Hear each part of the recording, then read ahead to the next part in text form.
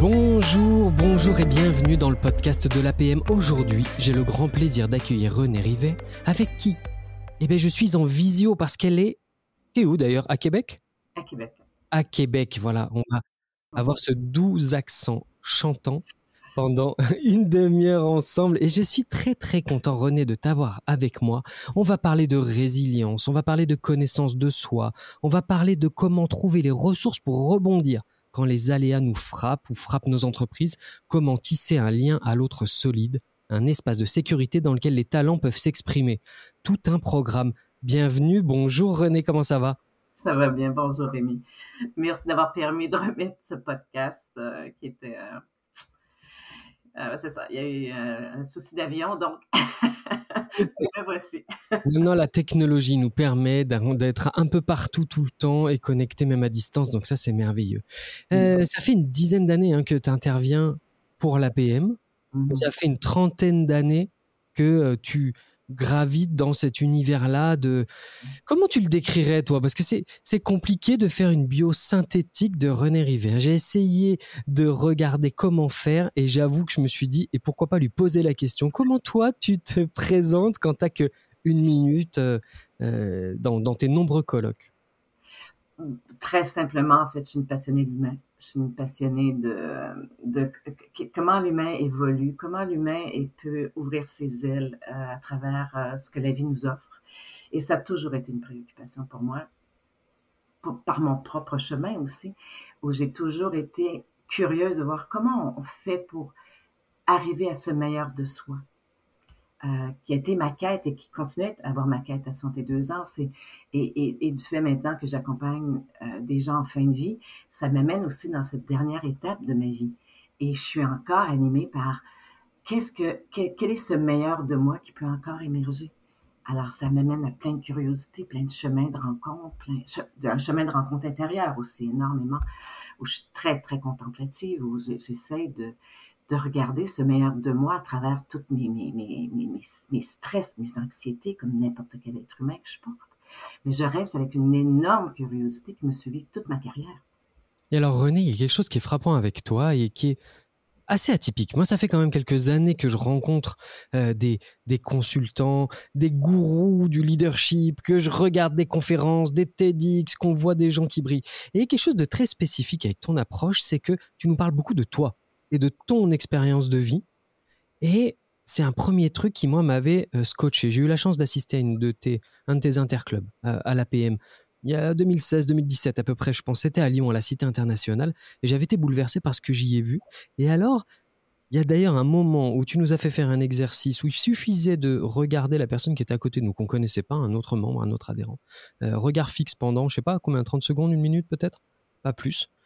Et tout ce qui s'est passé à ce moment-là, dans cet échange de regards, ensuite on s'est pris dans les bras, j'ai pleuré, je me souviens. Alors là, ça a l'air mélodramatique, comme je le raconte, mais ce que je veux vous dire par là, c'est qu'il y a quelque chose de frappant, c'est la simplicité avec laquelle tu exposes, toi, ton chemin de vie, tes traumas, le chaos et la résurgence, la résilience, et comment, à travers ton propre exemple, finalement, tu nous inspires. Et ça, c'est peut-être la première pierre que je trouve remarquable dans ton édifice. À quoi c'est dû, ça, Renée?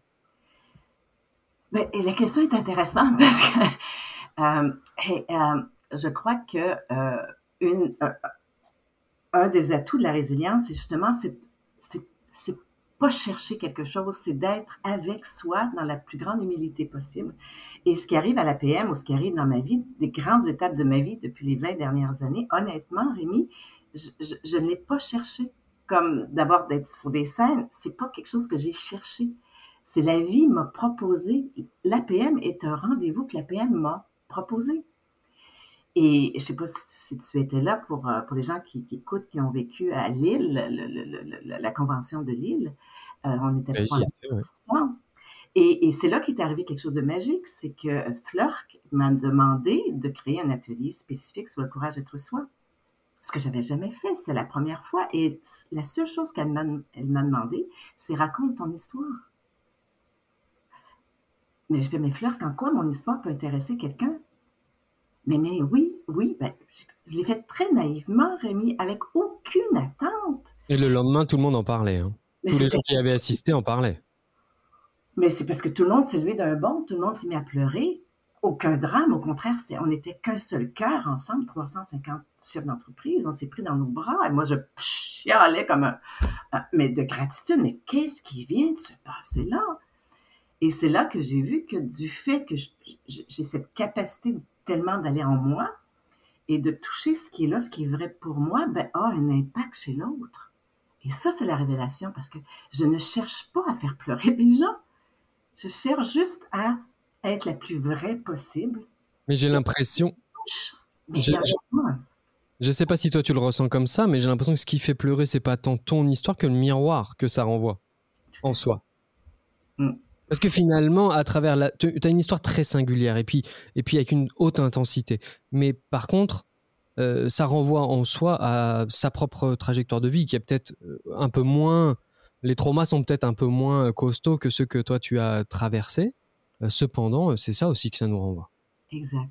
En fait, ce que tu viens exactement de nommer, c'est là que j'ai compris avec mes études en neurosciences que c'est ce qu'on dégage qui amène de la sécurité, du fait que je n'ai aucun problème de toucher ce qui est dur émotionnellement en moi, donne de la sécurité en l'autre pour aller voir ce qui est dur en l'autre. Ça donne un espèce de pont de sécurité pour dire on n'en mourra pas.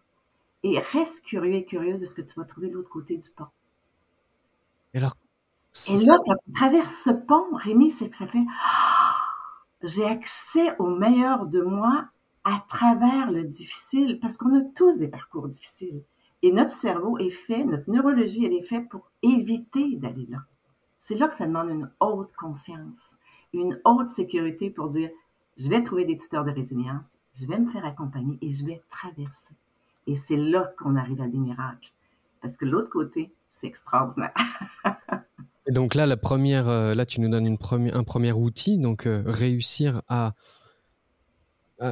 se mettre en sécurité. Comment tu as fait, toi, pour créer cet espace de sécurité, pour être suffisamment solide pour pouvoir aujourd'hui témoigner, partager, échanger avec cette distance, on a l'impression, avec les problèmes que tu as rencontrés dans la vie? Honnêtement, c'est les humains que j'ai rencontrés, les thérapeutes. J'ai eu des thérapeutes solides qui n'ont pas lâché ma main. Et c'est là que j'ai compris la force d'une main qui ne juge pas, qui te regarde avec tout ce que tu as de puissant en toi, même si tu as l'air complètement défait. Ces êtres humains qu'on appelle des tuteurs de résilience te permettent d'aller accéder à ce meilleur. Et quand tu as goûté à ça et que la personne t'a permis de traverser, c'est là que ça renforce quelque chose en soi, de dire je suis capable, j'ai les ressources qu'il faut à l'intérieur de moi. Et c'est à force de rencontrer ces gens précieux dans ma vie que j'ai réussi à construire ça en moi. Et encore aujourd'hui, quand je suis vulnérable, j'ai tout un réseau de thérapeutes autour de moi. Et j'hésite pas d'aller les chercher. Je pense qu'à la fin de ma vie, une chose que je vais pouvoir dire de moi, je ne me suis jamais lâchée. J'ai jamais lâché ma main. Parce que je sais qu'à l'intérieur de moi, j'ai les ressources. C'est à moi d'aller chercher du soutien pour faire mes traversées. Et à force d'en faire, on finit par avoir cette espèce de gymnastique intérieure. Ça commence à s'installer. Puis j'ai l'espoir que oui, je peux traverser ça. Donc, un des premiers secrets pour avoir le courage d'être soi, créer un espace de sécurité intérieure. Et si je ne l'ai pas à l'intérieur de moi, d'aller en chercher à l'extérieur de moi. C'est ma première responsabilité d'adulte. Et aller me chercher du soutien. Chef d'entreprise, avoir des réseaux de soutien. Et l'APM est un réseau de résilience. Donc toi, tu l'utiliserais comment, ce réseau, en tant que chef d'entreprise? À chaque fois que j'ai des difficultés ou j'ai des doutes, j'ai des gens avec qui je peux parler. Je peux échanger, je peux me raconter avec une grande humilité, déposer exactement comment je me sens, pour avoir des reflets, pour avoir des questionnements. Tous les exercices de coups-d'œuvre que vous faites, ça sert à ça. Avoir des reflets, mais avec des gens bienveillants, des gens qui veulent le meilleur de moi, qui sont capables de m'entendre, de m'écouter, de ne pas me juger. Et là, je m'entends me parler et je reçois aussi d'autres idées. Je suis capable d'ouvrir mon esprit et d'aller vers d'autres chemins qui m'amènent à continuer à évoluer, qui est de la pure résilience et se transformer à travers mes doutes, à travers ce que je ne suis pas sûre. Puis Dieu sait qu'on construit l'avion en plein vol présentement, Rémi. Comme chef d'entreprise, comment devront nos entreprises avec post-COVID? Alors toi, tu avais déjà ce discours avant le Covid, mais c'est sûr que post-Covid, j'imagine que là, tu as dû recevoir 2-3 coups de fil. Ah oui, et aussi des gens qui sont décédés. J'ai accompagné des équipes de travail avec des gens qui sont décédés du COVID. Des équipes qui sont des gens qui, même qui ont perdu un collègue durant une nuit, par exemple, parce qu'il y avait une rencontre d'équipe et un collègue meurt durant entre le jour 1 et le jour 2. Et on m'appelle pour dire, mais René, on fait quoi avec ça? Parce qu'on est un peu chamboulé.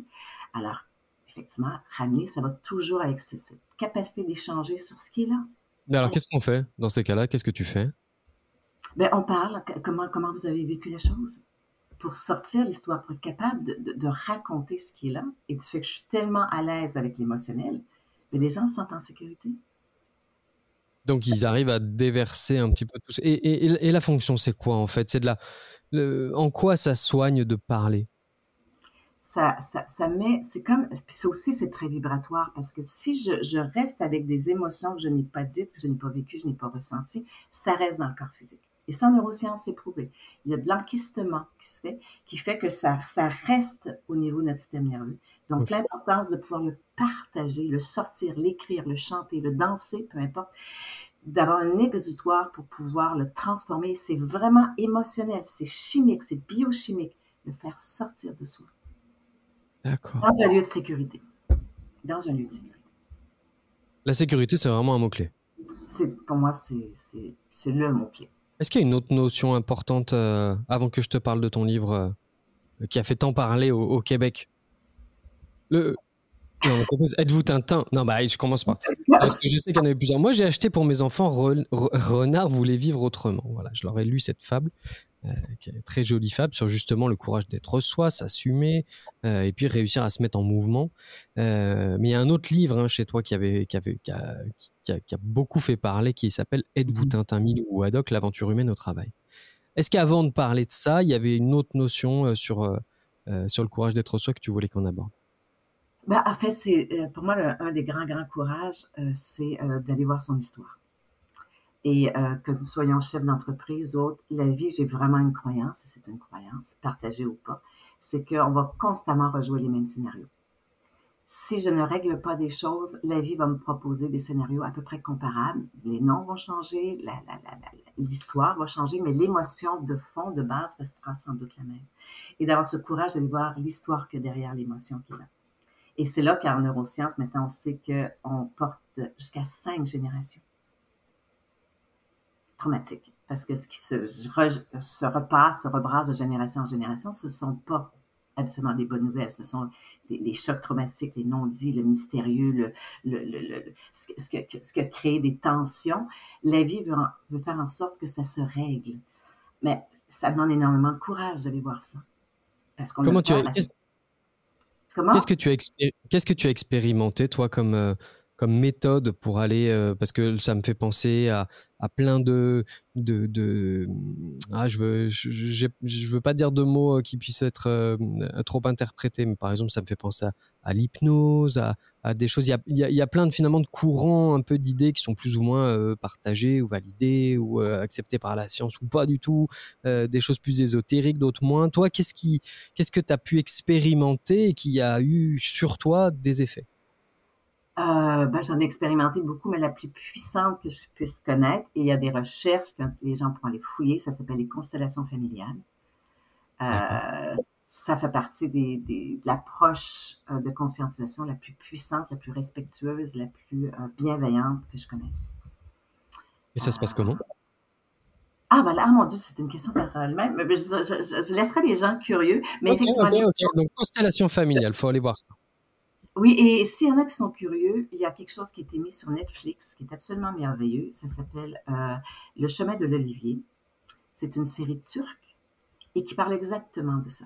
Fait que s'il y en a qui sont curieux, fait que c'est pour ça que c'est un chemin où ce que les gens y vont avec leur scepticisme. Et j'invite les gens à rester sceptiques, mais sceptiques pour voir si ça résonne. Mais ce qui est intéressant, c'est de savoir que qui je suis, c'est une sacrée question. Je ne suis pas seulement l'être qui est là en 2023. Je porte quelque chose d'autre de tellement plus grand, de tellement plus complexe que juste la personne que je suis. Je porte le système familial de plusieurs générations. Et déjà ça m'aide à dire, c'est quoi ce truc que je porte? Et peu importe ce que je fais, ça me ramène, c'est comme ça me dévie de ma route. Et là, par une belle curiosité, on peut dire, qu'est-ce que je porte qui ne m'appartient plus? Ou si elle m'appartient, ça ne me va plus. Et ça demande beaucoup de courage. L'art d'être soi-même, c'est dire, c'est quoi, qui suis-je? Et c'est quand je suis apaisée que je sais que je suis à la bonne place. Quand je suis stressée, quand j'ai mal à l'estomac, quand j'ai mal au dos, quand j'ai des sinusites à répétition, j'ai mal à la tête, il se passe, mon corps me dit quelque chose. D'aller questionner ce corps. Qu'est-ce que tu es en train de me dire? René, là je sens mon téléphone va sonner dans tous les sens, on va m'appeler, on va me dire Rémi, je suis en train d'écouter l'épisode. Hey, t'as basculé dans le développement personnel, c'est ça? Qu'est-ce que c'est? On est là pour parler des entreprises, de management, de leadership, d'entrepreneuriat. Hey, qu'est-ce que tu fais? Donc la question que j'ai envie de te poser maintenant, c'est d'accord, mais quel est le lien avec moi, mon statut de chef d'entreprise? Imagine si toi, Rémi, tu es avec 6 collaborateurs. Il se passe un truc, il y a quelque chose qui est difficile à nommer dans l'équipe. Il y a un grand stress. Je suis avec 6 ou 8 collaborateurs qui portent aussi 5 à 6 générations. Alors, ce qui fait, est-ce qu'on est dans le moment présent? Est-ce que quelque chose est en train de se jouer qui fait que ça n'appartient même plus à la dynamique de l'entreprise? Et là, ça crée des enquistements, ça crée des tensions qui ne sont plus explicables. Et c'est là qui est intéressant comme chef d'entreprise, de savoir ça, pour ne pas se mettre dans la même systémie, c'est-à-dire d'être pris là-dedans et de prendre un recul, de faire qu'est-ce qui est en train de se jouer d'abord pour moi. M'apaiser, et par mon apaisement comme chef d'entreprise, comme leader, je peux apaiser la dynamique et ça l'enlève, cette pression-là. Parce que ça l'aide à l'enlever. Mais si je suis stressée, je contribue à ce qu'il y a toute une espèce d'éveil de plein de stratégies de protection qui vont se faire et on ne trouve plus cette espèce de filon pour essayer d'apaiser ça. Et c'est ça que j'aime de l'APM et c'est pour ça qu'on m'invite à l'APM parce que les chefs d'entreprise sont intéressés d'entendre ça. Juste les rangs de loyauté, de savoir ce qu'on porte comme chef d'entreprise, comme personne, comme humain. Juste de comprendre que je porte des loyautés inconscientes. Et juste de se poser la question, et je le fais vivre dans les journées APM, c'est OK, peut-on regarder nos loyautés avec beaucoup de bienveillance? Et il y en a qui font des sacrées prises de conscience. Oh my God! Et ça ouvre des portes, et c'est là que ça arrive comme une espèce d'air frais. Je viens de changer mon regard sur moi-même, comme même chef d'entreprise. Wow! Il y a aussi en plus beaucoup d'entrepreneurs, chefs d'entreprise à chaque convention, quand je rencontre plein de gens, je rencontre beaucoup qui sont dans des entreprises familiales qui se transmettent. Et combien de fois j'ai parlé avec des gens où tu sens au bout de 2 minutes 20 qu'ils sont pas à leur place dans ce monde, tu vois, qu'ils sont arrivés là et ils dirigent une boîte des fois de 500 personnes ou des fois plus, hein, mais qui préféraient faire autre chose parce que leur sensibilité les amène ailleurs, mais par devoir, je sais pas. Et alors là, tu dois avoir en plus ça doit amplifier ce que tu nous décris, j'imagine. Ah oui, il y en a qui font des liens parce qu'effectivement, la grande question, c'est pas mal d'avoir des loyautés, mais on peut les choisir consciemment par contre. Fait qu'effectivement, quand tu dis, quand des chefs d'entreprise se disent, ben, j'ai repris la boîte de la famille, mais c'est pas ce que je voulais faire dans la vie. Fait qu'imagine juste en posture managériale, les collaborateurs le sentent, ça. Bien sûr. Alors, quand je suis bien alignée, et c'est très correct de pouvoir se reposer la question, même si je porte une loyauté, même si là, je me rends compte que c'était pas tout à fait mon choix, est-ce que je peux le rechoisir consciemment, mais apaisé? Ou peut-être avec des nuances. Mais déjà, quelque chose va se jouer dans le style managérial, parce que je vais peut-être avoir un collaborateur, une collaboratrice que je vais faire venir avec peut-être un autre côté d'une priorité managériale que je vais délaisser, parce que je vois que c'est cette partie-là qui bouffe mon énergie, pour être vraiment plus dans mon énergie naturelle. Et là, il y a quelque chose qui va se jouer entre les gens, les collaborateurs, il va y avoir quelque chose qui va être beaucoup plus léger, beaucoup plus joyeux, beaucoup plus créatif aussi. Et si ça me... Wow, c'est juste... Mais bon, si je raccroche mon costume là à l'entrée, je perds un peu en autorité aussi. Ah ben ça, c'est une croyance. Parce que tant qu'à moi, l'autorité, c'est si tu le fais avec un bâton, avec style autoritaire, ça ne crée pas de sécurité. Et je pense qu'en 2023, on n'est plus là. On ne peut plus rentrer dans une salle de réunion en gueulant parce qu'on est stressé. C'est ce que tu es en train de me dire. Ben, vous pouvez, mais je suis pas sûre des résultats à moyen long terme. Vous allez avoir un paquet de systèmes nerveux qui vont se fermer et là arrivent les rebelotes de tous les traumas que nous Hum. avons depuis l'enfance et depuis... parce que c'est ça qui se rejoue. Si quelqu'un crie, c'est clair, ça nous ramène dans tous nos traumas. Ça Comment demande tu... une vraie solidité pour faire OK, qu'est-ce que tu es en train de me dire? Ce cri veut dire quoi? C'est quoi le besoin non nourri? Et d'avoir un sourire, un apaisement, il faut avoir un certain chemin personnel. C'est ça, Surtout quand c'est le c'est ton chemin. patron. Avoir un petit chemin personnel. Bon, je suis désolé pour tous ceux qui nous écoutent et toutes celles qui nous écoutent. Il va falloir qu'on trouve d'autres moyens de faire avancer tout ça. Hein. Bon, évidemment, je tourne un peu ça en dérision. Mais cela dit, ça me pose quand même de vraies questions parce que c'est quand même très difficile de trouver. Et la question que j'ai envie de te poser, c'est comment tu ferais, toi, pour trouver le juste milieu entre la nécessité, parfois, on pense à post-Covid, on a tous eu des situations dans lesquelles on avait besoin de, comment dire, transmettre le degré d'urgence. Tu vois, on est en danger quand même. Tout en montrant une forme de sérénité qui ne doit pas être feinte, parce que si je m'effondre dès que je ferme la porte de mon bureau, parce qu'en fait tout ça c'était juste une posture, et parfois on n'arrive pas à être solide, parfois on n'arrive pas à avoir le recul et la distance nécessaire, ou parfois on se fait emporter par la fatigue, les émotions, etc. Comment tu gères toi ça, ou comment tu conseilles les dirigeants que tu rencontres de gérer ces situations-là? Donc un, c'est comment on transmet quand même la notion d'urgence, et deux, comment on fait quand on n'a pas la ressource. Là, on se parle, on est à 3 jours à peu près des vacances scolaires d'été pour la plupart des gens qui travaillent en France. Donc, tout le monde est sur les dents. Il y a la fatigue qui s'est cumulée. Comment on fait dans ces périodes-là? Mais si je me mets dans la posture de chef d'entreprise, quand c'est arrivé, parce que je l'ai vécu aussi avec COVID, hein, je suis rentrée d'urgence, j'étais justement à l'APM au Maroc. J'ai une équipe aussi, hein.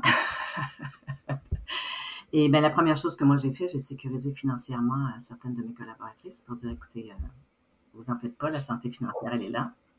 Ok. On ne se traite pas sur l'argent, vous allez avoir des sous à rentrer, ne vous inquiétez pas. Donc, rassurez immédiatement.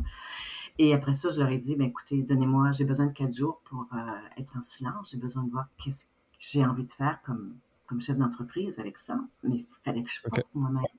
J'ai négocié 4 jours de silence. Et, Ok. et après ça, ben, on a parlé très ouvertement de sentiment d'urgence et de toutes les options qui étaient là. Mais j'ai accepté aussi d'être totalement perdue. Et encore là, il fallait que je sois avec des gens, si je suis perdue, d'avoir des gens avec lesquels je suis en sécurité pour dire que je suis perdue. Et de pleurer aussi, et d'avoir cette place où je suis capable de dire, je ne sais pas où on s'en va. Mais je vais aller voir, puis ça dépend des postures de chacun des chefs d'entreprise. Moi, je suis 100% actionnaire de mon entreprise, donc ça me donne aussi une liberté. Si j'ai des actionnaires où je ne suis pas majoritaire, c'est une autre chose qui se joue là. Parce que chacun après ça a ses insécurités avec des nuances incroyables. Là. Mais j'ai besoin d'un lieu où je suis capable de parler en toute sécurité de ce qui m'habite sincèrement. Je suis anxieuse, il faut que je place cette anxiété-là, il faut que je sois capable d'en parler et de dire OK, parce que je suis avec des adultes, Rémi. Et si je considère que je suis avec des collaborateurs qui sont adultes, ben on va être capable de se parler en adulte. Et on va le faire ensemble. C'est inconnu, on va le traverser ensemble. Mais si je commence à avoir peur de dire à l'autre, écoute, et on ne sait pas ce qu'on s'en va parce que j'ai peur qu'il soit insécure, est-ce que je les considère comme des adultes? Ou je vais mettre en position maternante, paternante, pour dire, ben, il faut que je les sécurise. Pour moi, la sécurité, c'est pas une sécurité de mettre dans la ouate. Quand je parle de sécurité, c'est une sécurité affective, c'est une sécurité de lien. C'est qu'on ne se lâchera pas. Et on va traverser difficile ensemble, on va te trouver, on ne sait pas comment, mais on va te trouver ensemble. Et ça peut prendre bien des années. Mais on ne se lâchera pas, relationnellement parlant. Alors, comment ça se passe quand tu as un collaborateur ou une collaboratrice avec qui définitivement tu n'arrives pas à te comprendre et que définitivement, voilà, les besoins de l'entreprise en face de ses capacités, ses compétences, ça ne matche plus? Comment toi tu le gères? Puisque là, dans l'occurrence, il va falloir se lâcher à un moment, à moins que tu gardes tout le monde tout le temps. Ça, vous êtes 120. C'est moi que c'est utile la fable de renard devient utile. Oui. Pour les gens, s'il y en a qui sont curieux, en fait, c'est un renard qui veut venir vivre dans une basse-cour parce qu'il trouve ça très, très, très chouette et tout ça. Et la grande question, les fermiers sont très ouverts, mais demande à renard, te connais-tu? Connais-tu ta nature? Parce que tu es un renard. Puis un renard, par nature, ben, mange des poules. Et j'ai pas envie que tu manges des poules. Et ma responsabilité de fermier, c'est de m'assurer que tu connais bien, que tu maîtrises ta nature. Avant même que tu rentres. C'est un peu la posture d'un chef d'entreprise, dans ce nous, ce lieu du nous, qui est le lieu sécuritaire collectif. Ben, quand l'autre veut pas venir jouer dans le nous, pour des raisons X, Y, Z, qui n'a pas la compétence ou qui n'a pas envie de changer, ben, c'est là que devient notre rôle de manager, de dire, te connais-tu? Connais-tu est-ce que tu connais bien aussi tes compétences, ton potentiel? Est-ce que tu le connais? Ça devient ta responsabilité d'aller te découvrir. Je peux te soutenir. Mais à un moment donné, peut-être qu'il n'y en aura pas de place pour qu'on danse ensemble. Mais d'avoir ce dialogue ouvert en tant qu'adulte. Okay. Mais l'autre a un retour à faire, parce que sinon, je vais prendre la totale responsabilité du développement de l'autre, ce qui n'est pas sain. Okay. Mais c'est vraiment qu'il y ait une rencontre, des échanges, puis ça se peut que le constat soit, on ne peut plus, pour ce temps de vie professionnelle, continuer notre voyage ensemble. Parce que des valeurs, parce que des priorités, parce que des compétences qui sont nécessaires, mais qu'il y ait une prise de conscience de part et d'autre. Si l'autre ne veut pas prendre cette prise de conscience, ça commence à s'appeler le courage managérial. Oui, c'est ça. C'est le mot qui me venait en tête, mais je me disais, ça va être redondant avec le courage d'être soi, mais le courage managérial. Il y a une autre question qui me taraude depuis tout à l'heure. Peut-être qu'on te la pose de temps en temps, c'est quelle est la limite que tu fixerais toi entre ce qui relève du pro, ce qui relève du perso, ce qu'on peut amener de notre perso en entreprise? Parce que ça, j'ai l'impression que les frontières ont beaucoup bougé ces dernières années. Avant, il y avait une frontière très étanche, et puis finalement, elle était plus étanche. On a même tout mélangé pendant le confinement, parce que là, c'était vraiment, on s'est retrouvés chez soi, et bon, finalement, ça a redistribué les cartes, re-questionné beaucoup de choses. Et moi, ça, c'est vraiment quelque chose qui qui m'intéresse comme point de vue. Qu'est-ce que tu penses de ça, toi? Cette frontière non étanche, je crois qu'elle est beaucoup plus réaliste parce que nous sommes des êtres systémiques, on est des êtres holistiques, on est des êtres tellement plus complexes que séparés, famille, travail, social, etc. On est beaucoup plus complexe que ça. De laisser la place à dire, on peut-tu se regarder beaucoup plus dans une globalité, parce que ce que je vis à la maison, je l'amène, je ne veux pas. Au travail, même si je ne le nomme pas, je le porte. Et les gens le sentent. Dans leur neurologie, vraiment notre système nerveux par les neurones miroirs, on sent tout plein de choses. C'est d'avoir un lieu où on peut en parler. Ce qui est la limite, tant qu'à moi, c'est de dire quand tu as un blocage qui devient comme personnel, comme par exemple quelqu'un qui est terrifié par l'autorité, qui dirait par exemple, écoute, patron, je sais que j'aimerais partager des choses, mais je suis incapable parce que t'es le patron puis je suis pas capable de parler. Je bloque. Tu as beau mettre la sécurité que tu voudras, tu as beau dire je suis ouvert, tu sais que tu peux me parler. Là, il y a un bout qui est personnel. C'est-à-dire, je t'inviterais à aller voir c'est quoi ton blocage par rapport à l'autorité parce que ça a un impact dans nos échanges. Et ça devient personnel, ça devient ta responsabilité d'aller voir ce blocage-là. On va créer les conditions qu'il faut pour l'échange, mais s'il y a un blocage qui t'est personnel, je vais t'inviter d'aller voir ton histoire, d'aller trouver des coachs, d'aller trouver des ressources, on peut t'aider à aller voir. Mais là, il y a un bout qui t'appartient parce que ça a un impact dans la systémique collective de l'organisation. Tout à l'heure, j'ai... des gens des RH, pour les gens qui ont une entreprise assez grande, qui ont des gens des ressources humaines, ça sert à ça aussi, d'avoir des gens qui vont accompagner certains collaborateurs, collaboratrices. À t'entendre, on se dit il faut un niveau de sagesse maintenant pour être leader. Ça fait envie. En même temps, on sent que voilà, c'est un chemin. Tout à l'heure, j'ai parlé de ton livre Êtes-vous Tintin, Milou Haddock, l'aventure humaine au travail. Et tu racontais quoi dans ce livre? Mais là, tu vois que la cohérence est toujours, le fil conducteur est toujours là. En fait, j'ai créé ça même inconsciemment parce que ça fait déjà près de 30 ans. Là. J'avais 33 ans à l'époque quand j'ai eu l'idée avec un collaborateur. C'est que c'était toujours la même idée, c'est comment on va créer un lieu de sécurité pour que les gens puissent parler de leurs différences, de leur façon de voir la vie différente, mais qui est très complémentaire. Et c'est là qu'est arrivée l'idée de Tintin, où les personnages sont tellement campés Et Mm. Hergé a réussi à faire des aventures fantastiques qui ont inspiré le monde entier, avec des personnages comme Tintin lui-même, bien sûr, Haddock, Dupont, Milou, Tournesol. Ils sont tellement différents les uns des autres. Et il a réussi à faire quelque chose avec ça. Et ça m'a inspiré de dire comment cette différence peut amener quelque chose d'aussi extraordinaire, d'aussi engagé, d'aussi collaboratif avec autant de différences. Et c'est là que j'ai trouvé une mine d'art incroyable, très inspirant aussi, parce que c'est une bande dessinée très connue et très, très aimée. Combien de gens m'ont dit, René, la lecture de Tintin a changé ma vie. Alors, c'est sûr, c'est une autre génération, mais alors je me suis inspirée de ça et ça s'est construit avec les années. Et c'est vraiment toujours la même chose, c'est de créer un lieu de sécurité où les gens peuvent ouvrir leurs ailes. Et ça s'appelle d'ailleurs Émergence des talents.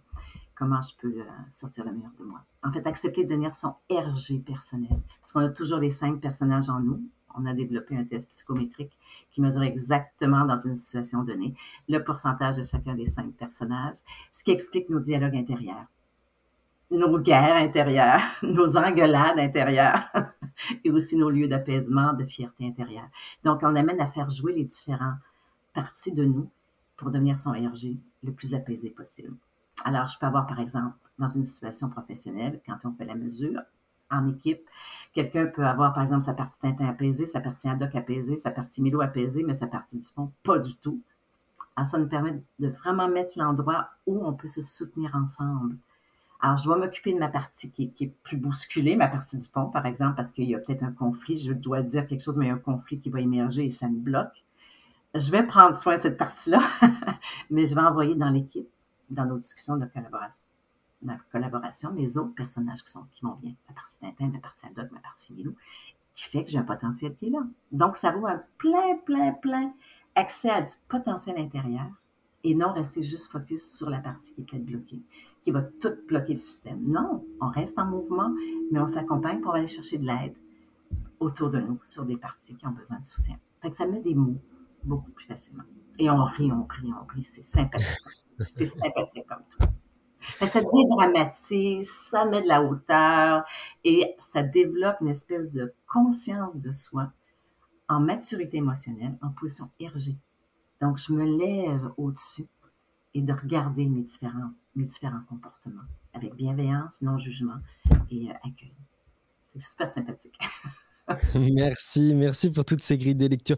Et ben ça y est, René, ça fait déjà 30 minutes qu'on papote et qu'on donne des pistes, que tu nous guides sur les chemins escarpés de la connaissance de soi et puis aller se toucher de l'intérieur, se comprendre pour finalement se rendre beaucoup plus disponible et accessible au monde. Si j'ai bien compris, hein, bah ça fait vachement envie. Là, on a envie d'aller tout de suite parler à ses équipes, et de rentrer, voilà, ouvrir une porte, n'importe laquelle, et puis d'amener de la paix, de la sécurité, et puis d'aider les gens à se trouver et à se développer. Dédramatiser, et tu sais, puis et une chose peut-être aussi qui est peut-être inspirante, c'est que j'accepte d'être différente. J'accepte de ce regard très particulier que j'accepte de l'avoir. C'est pas toujours facile, je me fais pas toujours des amis, puis il y en a qui me trouvent bien particulière. Et en même temps, c'est là où je me sens le plus en paix avec moi. Parce que je vis 24 heures sur 24 avec moi, René. Si j'ai pas ce courage de porter ce que je porte, à raison ou à tort, je le porte. C'est moi qui dois marcher ma route. C'est ma responsabilité. Si ça l'inspire, ben tant mieux. Ma responsabilité, c'est de continuer ma route avec le plus d'apaisement et la plus grande bienveillance envers les humains que je rencontre. Peu importe lesquels. Je suis dans un autobus, j'ai exactement la même responsabilité éthique. C'est de rayonner le meilleur de moi. Puis, Inch'Allah. J'espère que ce message va résonner et faire écho. Un grand merci pour cet échange et j'espère te re-rencontrer à nouveau à l'occasion, je sais pas, d'une convention, d'un de tes passages à Lyon ou dans un autre club APM. Je te dis à très bientôt, René. Merci pour ton beau sourire, Rémi. Avec plaisir. Sans la joie qui émane de toi aussi. Merci. Bye bye. Bonjour à tout le monde.